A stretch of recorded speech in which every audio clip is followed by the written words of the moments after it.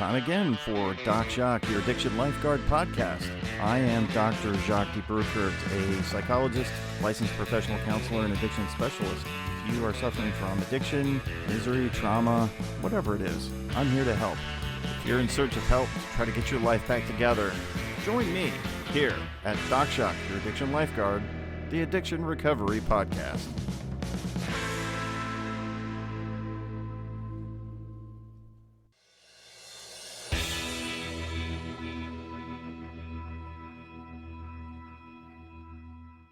I wanted to be real clear about what this podcast is intended for. It is intended for entertainment and informational purposes, but not considered help. If you actually need real help and you're in need of help, please seek that out. If you're in dire need of help, you can go to your nearest emergency room, or you can check into a rehab center or call a counselor like me and talk about your problems and work through them. But don't rely on a podcast to be that form of help. It's not. It's just a podcast. It's for entertainment and information only. So let's keep it in that light, all right? Have a good time, learn something, and then get the real help that you need from a professional.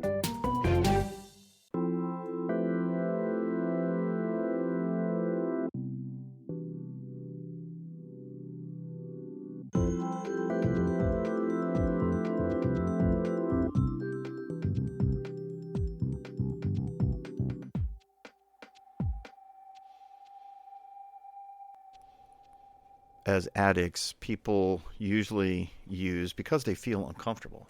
That's generally what I keep saying to everybody in these podcasts. The reason that we use is because we're uncomfortable.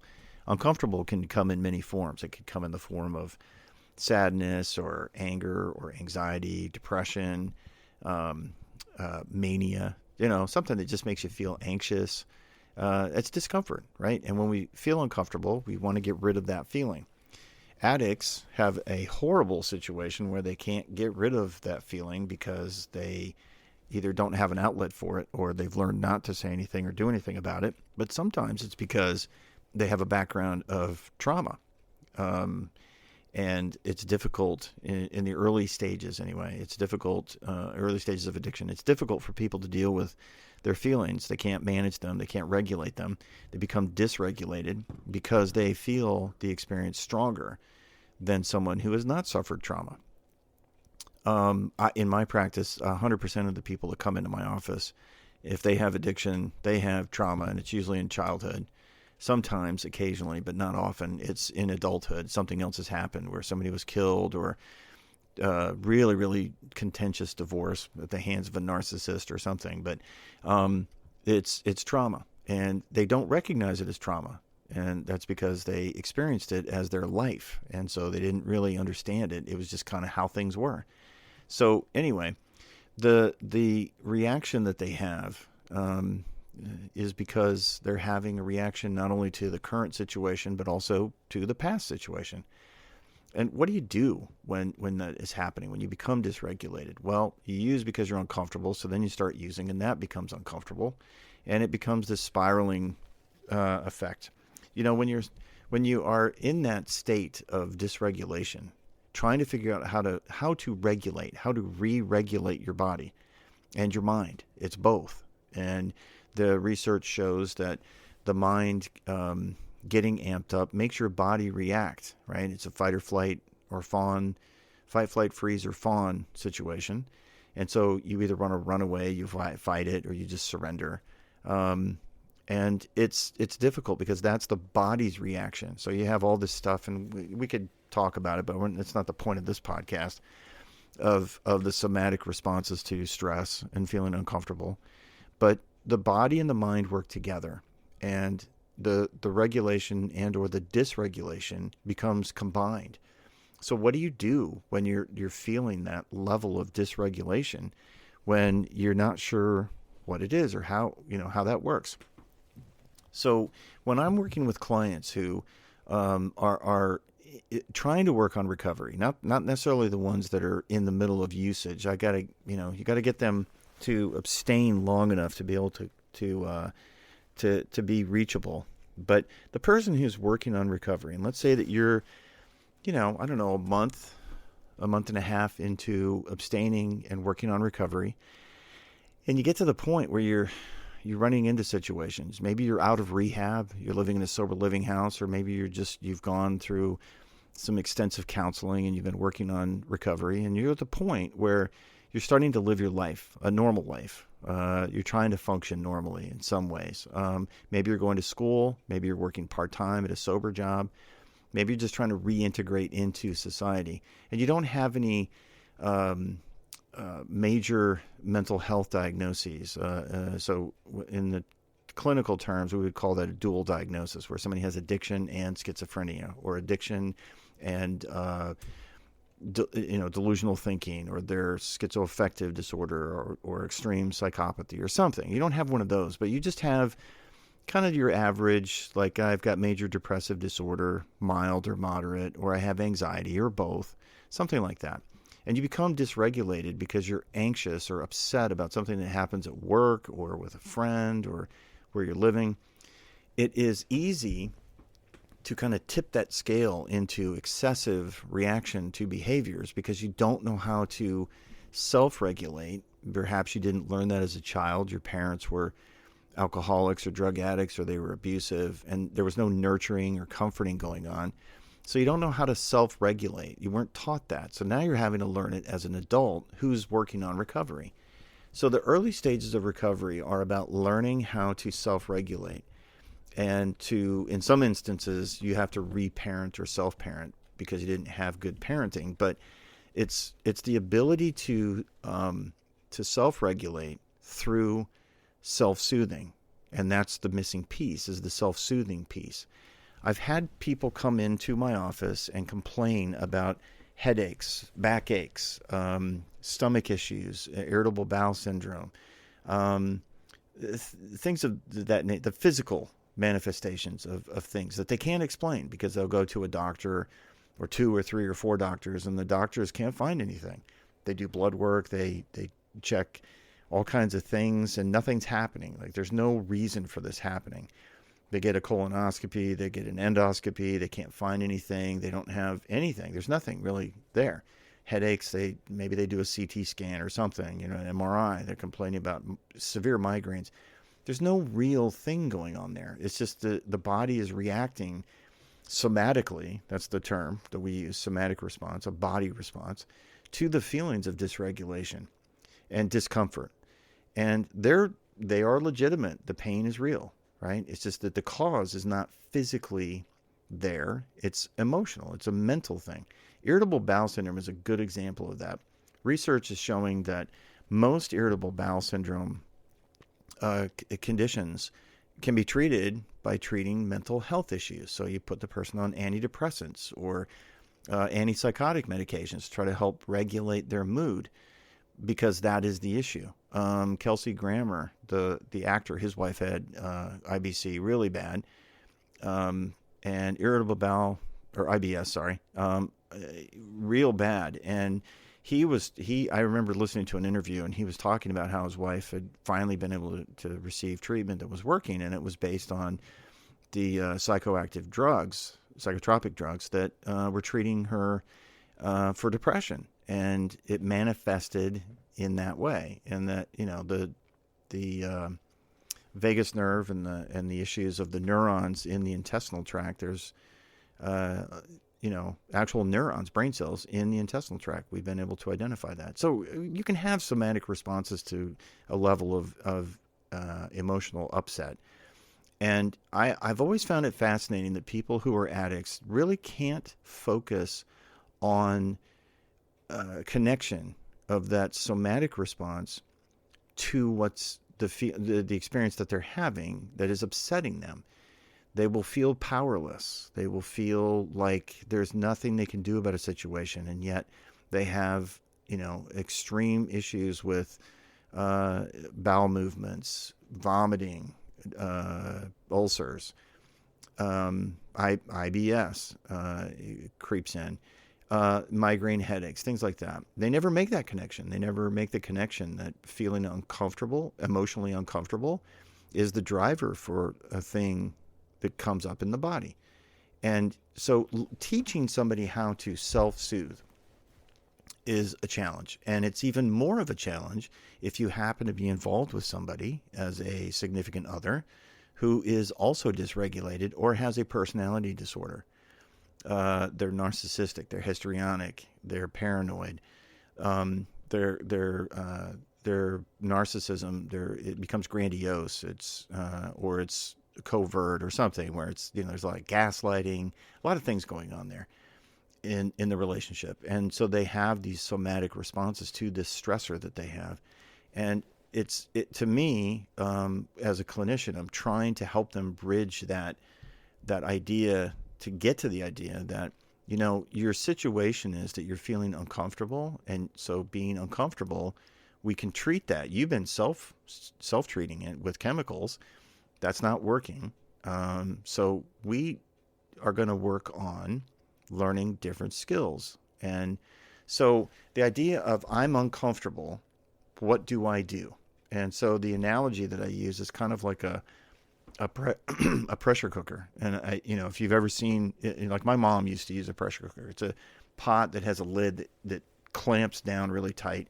You fill it with food and water, and you put heat on it. And then there's this weight that sits on top of this little valve on the top that steam is escaping from. But you want a certain amount of steam to be in that pot to be able to force the cooking. And the whole point of a pressure cooker is that you put the food under pressure. In other words, the water comes to a boil inside the pot. It increases the atmospheric pressure in there. And the heat becomes very concentrated with the steam, and it cooks the food much faster. And so there's shorter cooking times. It's like the old school version of a microwave, basically. Or they have these new hot, I forget what they call them, the new type of cooking devices that you put. It's not necessarily the same as a pressure cooker, but similar. Anyway, the idea is that, when life is what you're living, and so you put your food and your water in that pressure cooker and you put the top on it.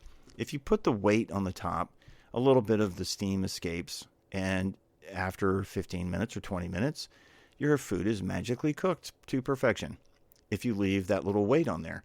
If you take the weight off, all of the steam escapes almost immediately, and then you're left with nothing in there to do the cooking. And so your food just burns up, and that's a waste. If you plug up that hole and you don't let any of the steam escape, then the pressure builds up and it explodes. So what you want to do in that analogy is be like the pressure cooker with a weight on top. You want a little bit of the steam to come out, but not all of it. But you also want some of that steam to stay in there because it's helpful and it does the cooking. So to me, it seems like the analogy, every time I say that, it's funny. The people that are listening to it, they just don't get it at first. And I say, you know what? You know what that weight is that's helping with the steam escaping a little bit? That's your connection to other people. That's going to meetings. That's getting in the recovery community. That is your chance to let a little bit of the steam out. So it's important to have those numbers of your sponsor or other people in recovery, because they get it. So they're like the weight on top of that little nipple that's sticking up where all the steam is coming out.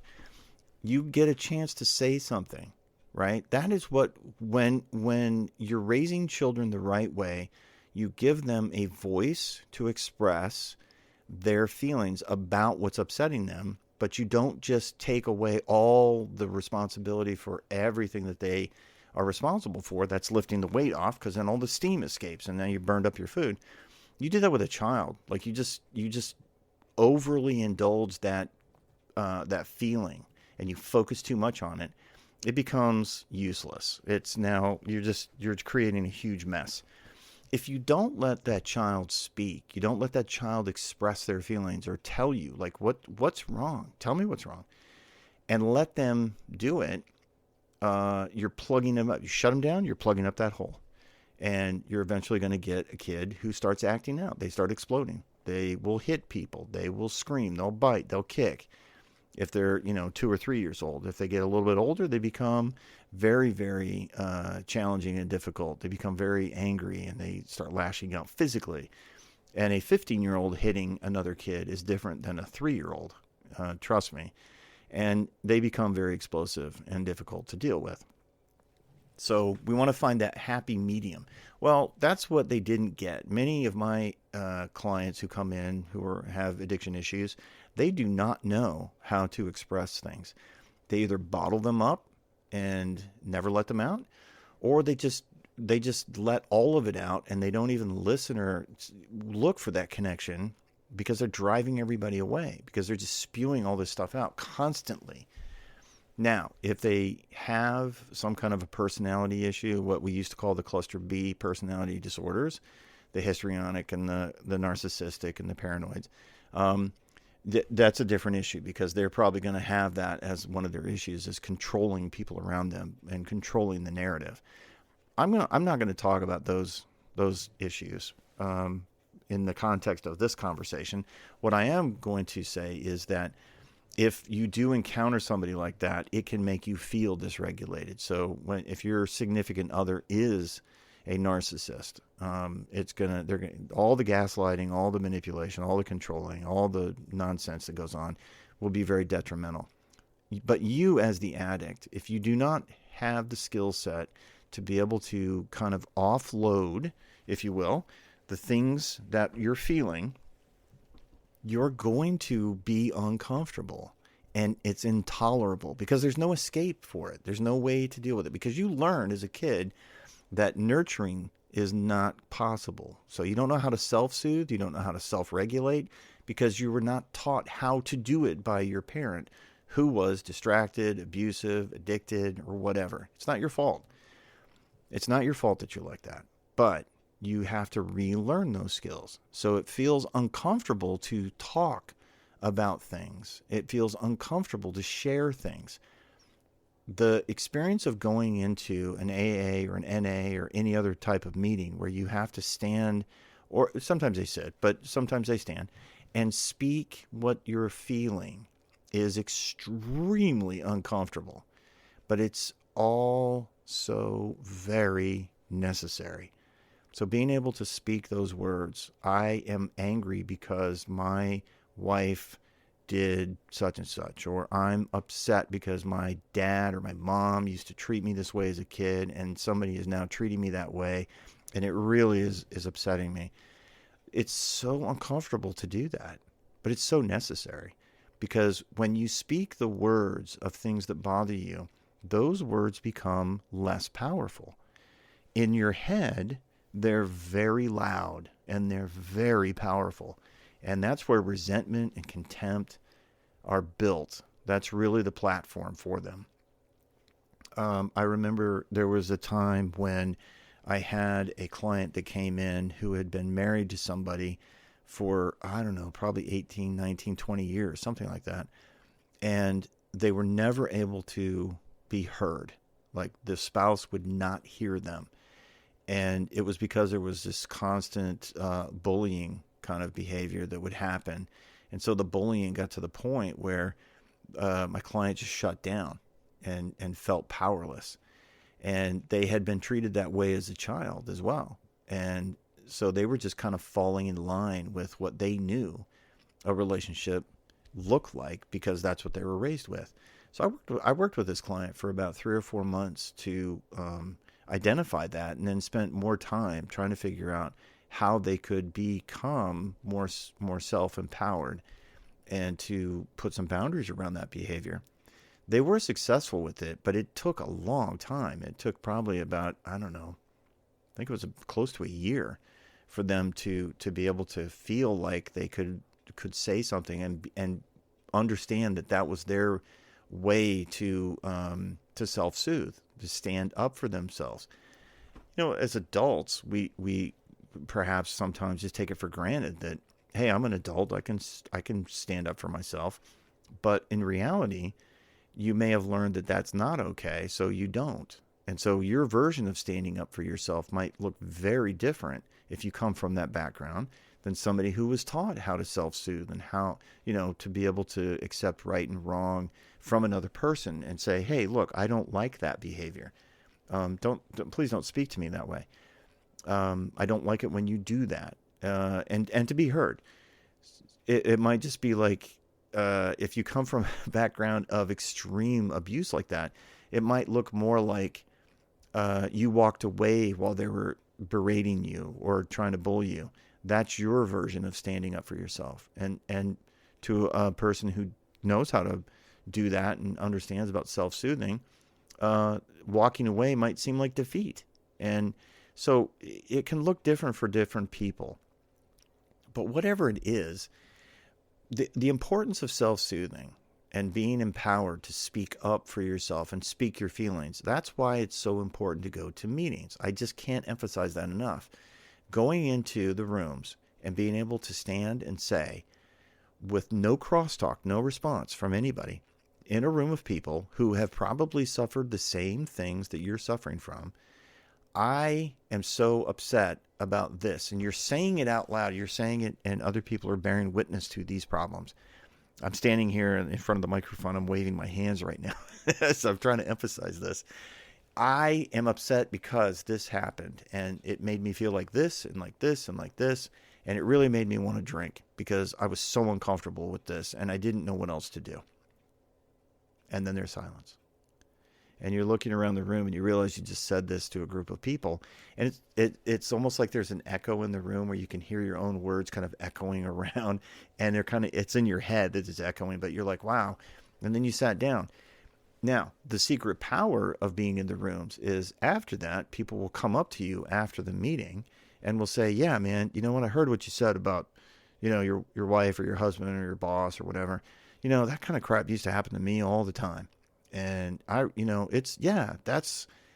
really is upsetting. It made me feel like I was upset when I was hearing it because it was right. So what they're doing is they're validating what you're saying. They're validating your feelings. And it's really interesting how when you do that and you're speaking your mind about something you normally would be very quiet about, how that helps you soothe and feel less uncomfortable. And so in recovery, it's important to be able to put a voice to the things that you feel and be able to do it in that experience where you're getting validation and confirmation about how powerful that feeling is in the negativity. It's so weird how it makes it not as powerful to you. And that is the secret of recovery, is in a group. We do not get into recovery in isolation. We do it in a group. So the action of learning how to self-soothe, and that's just one example of how to do it, but how to self-soothe. Boundaries, verbalizing things, getting it out, not letting it fester and live in there and rot inside of you or cause you to be angry or whatever, and then have to use a chemical in the false and misguided belief that is a good coping mechanism, because that's a faulty coping mechanism. It's a trip to the morgue. It's not a coping mechanism. That is the magic of the process of recovery that will get you there. So learning how to self-soothe, I don't like this, and so I'm going to stop this conversation. Or I'm sorry, but I don't really believe that this is helping me right now. So I think I'm going to end this call right now. And it doesn't matter if you're doing that with, a relative or a friend or whatever. It's not worth trying to just preserve the relationship, even though that person is causing an immense amount of resentment in you. It's better to put a boundary up. And there is no rule anywhere that says you have to have a relationship with anybody if they are being controlling, abusive, or otherwise destructive in your life. You do not have to be in a relationship with that person. You can stop it. You can put a boundary around it. You can regain control of that dysfunctional, dysregulated relationship. It's perfectly fine. And it will actually probably serve you better because you're going to live longer and a healthier life, because now you're not using a faulty coping mechanism to deal with the crazy in the relationship. So please research and read about, find ways to learn about self-soothing, because self-soothing is the thing that we didn't learn as addicts. We learned how to self-ridicule and self-flagellate and self-revulsion. Just everything is self, pointed towards self. I'm bad. I hate this. I don't like, people don't like me. I'm angry. I'm resentful. And then you just kind of meet those expectations by acting that way. And that's not a good way to act. Well, another episode of Doc Jock, Your Addiction Lifeguard, in the tank. Really appreciate you listening. If you do like these podcasts, please comment, give me a like, give me a subscription. You can reach out to me too through my website, wellspringmindbody.com, and reach out to Doc Jock, the Addiction Lifeguard, and ask questions. But, first and foremost, hey man, start working on recovery. If you're listening to this, you probably have some problems and you need to deal with them. So seek out professional help. Go to rehab, get a counselor, do something. Go to the rooms, walk into AA or NA. Be greeted by people just like us. But in the meantime, this is Doc Jock saying, I really appreciate you listening, and I'll catch you on the next episode. See ya.